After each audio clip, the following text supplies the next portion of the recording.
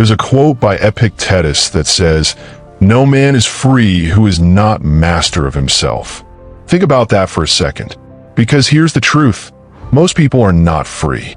They wake up already enslaved by their thoughts, their fears, their emotions, their phones, even other people's opinions. We talk about freedom like it's a country we can move to, but real freedom starts inside your mind. And today, I want to share a few painful truths your mind needs to hear, not to make you feel bad, but to finally set you free. Before we start, if you're serious about mastering your mind and living with inner peace through Stoicism, make sure to like this video and subscribe. It helps this community grow and brings more Stoic calm to the chaos around us. Number 1, you're not entitled to an easy life. Let's start with this. Life doesn't owe you comfort. It doesn't owe you happiness, success, or recognition. The universe never promised that things would be fair. And yet, so many people walk around disappointed because reality doesn't match their expectations. That disappointment comes from entitlement, a subtle belief that life should go our way. But Stoicism teaches that peace begins when you stop expecting the world to bend for you and start adapting to it as it is. Marcus Aurelius said, "Do not expect the world to be as you wish, but wish it to be as it is." The moment you stop fighting what's out of your control, you win. The traffic jam doesn't ruin your day. Your resistance to it does. The breakup doesn't destroy you. Your attachment to how it should have been does. Pain exists because of friction between reality and expectation. When you accept that life is supposed to be hard, something magical happens. You stop suffering twice. You suffer once from the pain itself, and that's natural.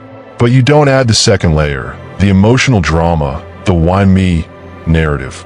You become like a soldier who expects the battlefield and stays calm in the storm. That's freedom. And if you're thinking, well, life shouldn't be that hard, congratulations, that's your ego talking. Tell it to sit down and meditate.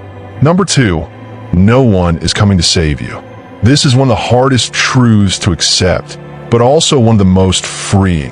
Nobody's coming to fix your life. Not your parents, not your partner, not your friends, not even some motivational YouTuber.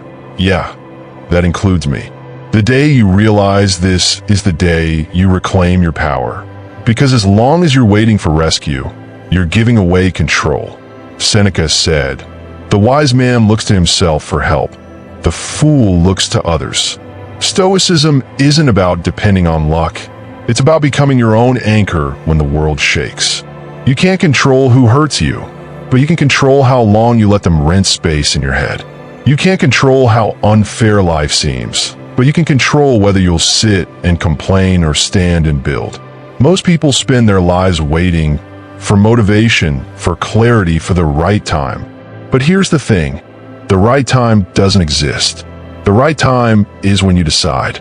The truth is, no one's going to wake up and suddenly give you discipline, self-respect, or peace. Those are built, not given. And yes, it's painful to accept.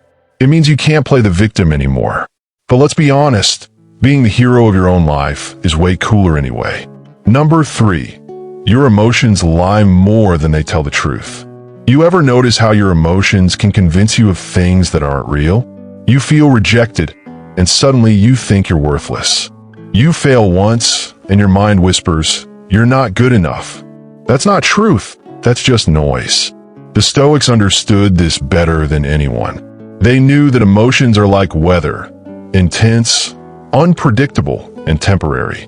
Epictetus said, "It's not what happens to you, but how you react to it that matters." In other words, your emotions are not your compass, your reason is. If you make decisions based on emotion, you'll crash every time. Anger makes you say things you regret. Fear makes you run from opportunities. Desire makes you chase illusions. But wisdom? Wisdom watches emotions come and go without becoming them. Freedom doesn't mean not feeling. It means not being controlled by what you feel. When anger knocks on your door, you can say, "Ah, there you are again." When sadness visits, you can sit with it, breathe, and let it pass. That's power. the ability to observe your mind instead of obeying it. And if you've ever said something stupid because you were angry, don't worry, you're not alone. Even Marcus Aurelius probably had a few "did I really say that?" moments. Number 4, people don't think about you as much as you think they do. This one's funny but brutally true. You're not the main character in everyone's story. Most people are too busy thinking about themselves to be thinking about you. Yet we live as if the world is watching, afraid to fail, to look dumb, to be judged. Stoicism destroys that illusion. The Stoics taught that other people's opinions are outside your control, which means they're none of your business. Marcus Aurelius said, "We all love ourselves more than other people, but care more about their opinion than our own." Think about that. We let strangers' thoughts dictate our self-worth. How absurd is that? Once you truly understand that most people forget your mistakes 5 minutes after you make them, you become free. You speak more honestly. You try things without fear. You stop pretending. Because the truth is, nobody's watching your every move. And if they are, they probably need a hobby. So stop performing and start living. Real peace comes when your actions align with your values, not with other people's opinions. Number 5, you will lose everything someday, and that's okay. This one hurts the most, but it's also the key to peace. Everything you love, your youth, your possessions, the people around you, will fade someday. It's not meant to scare you, but to wake you up. The Stoics practice something called memento mori. Remember that you must die. Not to be dark, but to be aware. Because when you remember that everything is temporary, you start living with depth. Seneca wrote, "Let us prepare our minds as if we'd come to the very end of life. Let us postpone nothing." When you accept that time is slipping away, you stop wasting it. You stop chasing things that don't matter and start cherishing the ones that do. You hug a little tighter. You forgive faster. You complain less. Losing is painful, yes, but it's also what makes life precious. Every sunset, every laugh, every breath, they're gifts, not guarantees. When you see that clearly, you stop clinging and start appreciating. So don't fear loss. Fear never truly living before it happens. And if that's too heavy, just remember, even the Stoics had bad days. Marcus Aurelius literally wrote, "Today I escaped anxiety." Or no, I discarded it because it was within me. See, even an emperor had to remind himself to chill out. Number 6, you suffer more in imagination than in reality. Epictetus once said, "Men are disturbed not by things, but by the view which they take of things." In other words, it's not what happens that destroys your peace. It's your thoughts about what might happen. Most people live in prisons built by their own imagination. They replay the past, predict disasters, and stress about things that never actually occur. You've probably done it. Laying in bed at night, creating a whole horror movie in your mind about something that doesn't exist. The Stoics saw that as mental noise, unnecessary suffering caused by the mind's inability to stay present. When you focus on what's real, this moment, this breath, this step, life becomes lighter. The future loses its grip.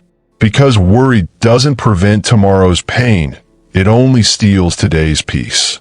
Next time you find yourself spiraling into what-ifs, just remind yourself, your imagination has better special effects than reality.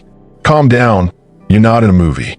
Number 7, you can be right or you can be at peace. Here's one that hurts the ego. Being right isn't as important as being calm. The Stoics believe that most conflict comes from pride, not principle.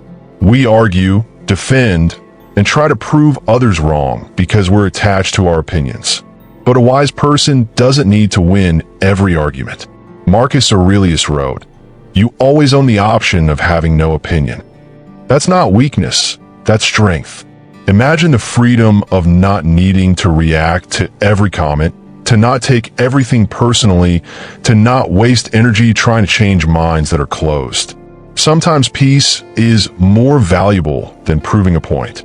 Because at the end of the day, you can't fight ignorance with ego. You can only lead with calm. And if you've ever gotten into a pointless argument online, congratulations, you've experienced modern Stoic training. The lesson? Don't wrestle with pigs. You both get dirty, and the pig likes it. Number 8. Discipline will set you free, motivation won't. Motivation is exciting, but it's like caffeine, it wears off. Discipline, however, is what carries you when motivation dies. The Stoics believed in consistency, not feelings. They didn't wait to feel ready. They acted because they understood that control begins with the self. Seneca said, "While we wait for life, life passes." Waiting for the perfect mood, the perfect moment, or the perfect plan is a trap. Real growth happens on the days you don't feel like doing anything, but still do. That's how you free yourself, by no longer being a slave to mood swings. Every time you choose discipline over comfort, your willpower strengthens. You prove to yourself that you are not your emotions. You are their master. And let's be honest, half of Stoicism is just learning to get out of bed when your blanket is whispering, 5 more minutes. Number 9, most of what you fear will never happen. Seneca wrote something profound. We suffer more often in imagination than in reality. Most fears are ghosts. They look terrifying in the dark, but when you face them, they vanish. Fear thrives on avoidance. The more you run, the bigger it grows. The Stoics practice something called premeditatio malorum, imagining the worst-case scenario. Not to become pessimistic, but to build strength. They'd think, what if I lose my job? What if I fail? What if I'm embarrassed? And then they'd realize, even if that happens, I'll still be me. I'll still have my mind. I'll still adapt. Fear loses its power when you see that you can survive it. Freedom isn't about removing fear, it's about walking through it. And look, 99% of your fears are like pop-up ads. Annoying, exaggerated, and completely unnecessary. Close the tab and move on. Number 10. Happiness is not something you chase, it's something you build. We live in a world that sells happiness like a product. New phone, new car, new relationship, new body. But the Stoics knew better. True happiness doesn't come from chasing pleasure. It comes from mastering yourself. Epictetus said, "There's only one way to happiness, to cease worrying about things which are beyond the power of our will." Once you stop attaching your happiness to external things, you become unshakable. You don't depend on people to treat you right or life to go smoothly. You build peace from within. Chasing happiness makes you tired. Building peace makes you wise. It's about learning to enjoy the ordinary. Your morning coffee, your walk, your breath. The things money can't buy, but time can steal. And ironically, the moment you stop chasing happiness, it sneaks up on you, like your cat when you open a can of tuna. Freedom isn't about escaping pain. It's about facing it with wisdom. Every painful truth you accept brings you closer to peace. The Stoics didn't avoid life's difficulties. They embraced them as training for the soul. And so should you. If this video helped shift your perspective, leave a like, share it with someone who needs clarity, and subscribe for more Stoic lessons to strengthen your mind. Remember, truth hurts only once. Denial hurts forever.